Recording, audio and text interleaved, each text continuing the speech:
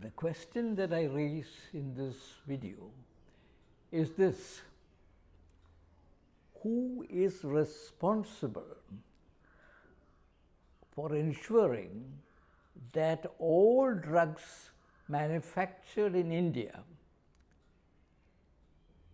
irrespective of the place that they are manufactured, are safe?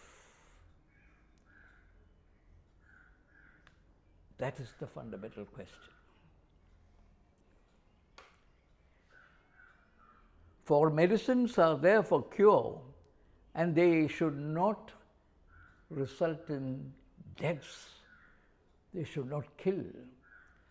I speak of this because the background in which I'm making this video, and that is the deaths of infants in the past few days in Madhya Pradesh and Rajasthan. As I remember, 30 infants have died after consuming cough syrup. And after looking at this, what I find is that this is nothing new and that it kind of follows a pattern. In 2022, August, there was an incident that really warranted the WHO to ask the Indian authorities what's happening.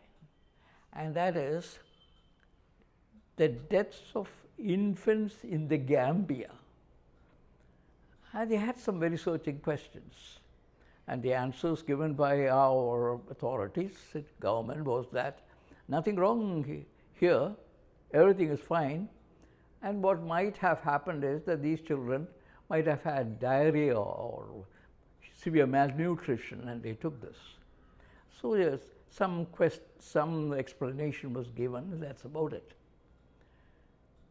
Again in 2022, sometime, August, September, Nepalese authorities rejected some of our medicines because the inspection team that they sent to the facilities that were manufacturing these did not conform to WHO standards.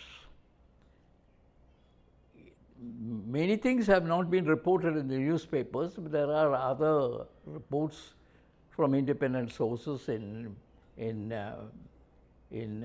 various journals and books which say that things are not at all what they should be. When you look at it, the question arises, what is the basic legislation in this matter? And then the answer to that is that the overarching basic legislation under which everything goes on is a colonial era legislation. The Indian Customs and Drugs Act, no, the Indian Cosmetics and Drugs Act, 1940. Not surprising that we have this kind of arrangement, because I wouldn't even call it a system. It is a lack of a system, really. But not surprising because in those days, in 1940, there must have been a handful of manufacturers. It was a different set of facts. Now we are a superpower in manufacturing pharmaceuticals. The phrase used is that we are the pharma to the world. We are the country which supplies about 30% of medicines and formulations required for the world. Our exports are something in the range of $30 billion exports. So it is a big, big industry, export industry which brings in the dollars. How come that we are still, looking at a colonial era legislation? And it's not surprising that the authorities under this are first of all, let me say there is dual responsibility. There is no one agency that can be held responsible. Like you have the US FDA, EMA in Europe and things like that, nothing like that. The Central Drugs Standards Control Organization, that is, it is a controller of standards. It lays down standards. It sends out various circulars laying down standards, and it approves new drugs, an approval agency. There is no way in which the mandate goes to inspection and monitoring. Inspection and monitoring is a different process and not the one that is the remit of the Central Drugs Standards Control of Standards Organization. Now that is headed by people who have domain knowledge and who have put in years of experience in drug industry.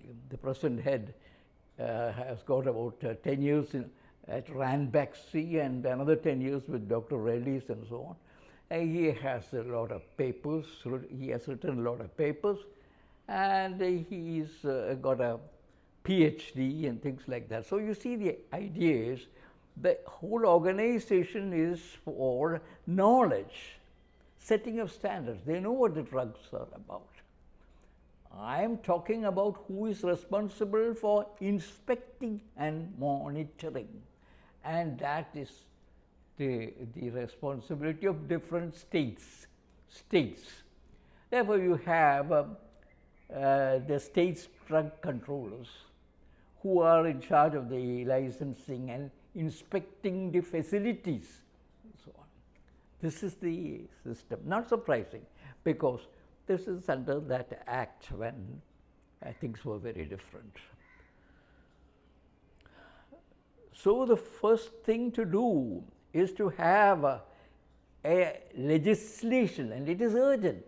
We cannot allow things like that, because this, as I said, from 2022 we have been having all these problems. It must have been having many more problems before that.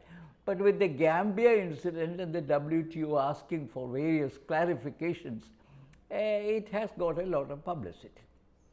Therefore, this is an urgent thing, and there is the need for one central legislation on this.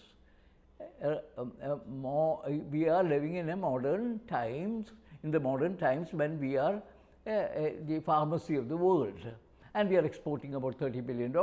So we have to show that responsibility that comes from being a superpower in pharmaceuticals. That is one thing. And then there should be a central authority like the US FDA, which will see that every drug that goes into the market has been inspected, approved by them, and no way in which there can be any drug which passes without all these inspections. So this is the area in which requires urgent action. Otherwise, what happens now is that there are about 10,000 manufacturers of pharmaceuticals. Some of them don't have much facilities, and some of the pictures that I saw in various media, they have, sheds and things like that. That cannot happen. We must not only enforce standards for facilities, but see that the drug is inspected, tested, and everything is monitored. We require a US FDA type of authorities. There is a similar thing in Europe too, one authority. And the legislation cannot wait. It has to be brought up urgently. And I think it is for the government to consider whether, considering that this is a very serious health problem, not only for infants, every time we take any drug, it must be understood that there is no real proper inspecting authority. And we are, to a large extent, for many of these drugs which are manufactured, we are going by God's grace. This can stop, and urgent legislation can be put in place. If necessary, it is for the government to consider. They can bring an ordinance, because the ordinance provision is for urgent matters which cannot wait for all the processes of legislation and has to be done immediately. I think this is one of them, because no way should we have a situation where medicines that are supposed to cure you kill you. That is the basic fundamental issue.